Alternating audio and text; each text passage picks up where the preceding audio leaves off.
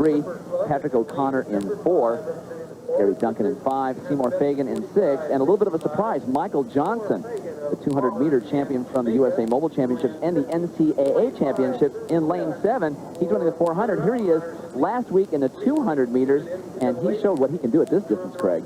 Look at him in the middle of the track, just blazing around the turn. He's an excellent turn runner. We'll see him in the 4x100 meter relay running that.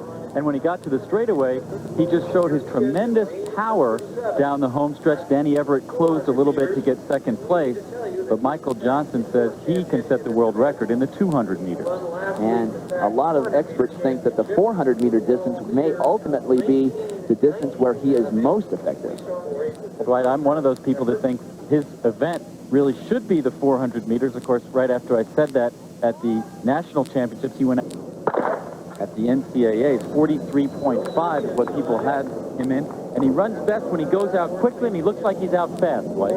He certainly does. Out in lane 7, that's Michael Johnson. Inside him is Seymour Fagan, Gary Duncan in 5, O'Connor in 4, Chuck Wilson in 3. But right now, it's all Michael Johnson. I think the rest of this field's got to be a little intimidated by his potential.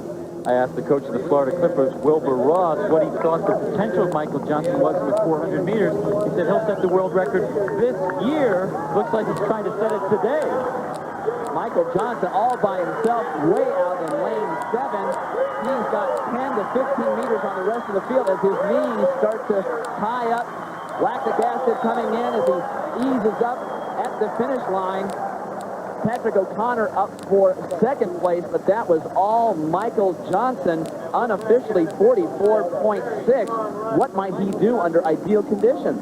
Right, he's never been healthy in an outdoor season in his entire career. This is the first time he's been able to work at track and field in the outdoor season.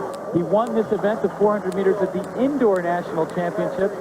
200 meters his specialty outdoors, but he's got to take a race like this and say, if I can run in the 44s on a windy day like this, I can set the world record at 400 meters.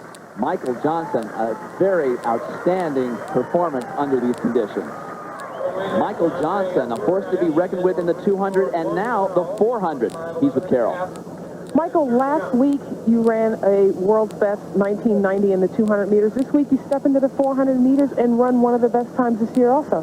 I felt very confident throughout the year that I could run a good 400 if I got in with some good competition and just ran it like I run on the relay. I've run good relay splits, but it hadn't transferred over to the open four. So I felt like, you know, it's a good training and some speed work, and just take a break from it.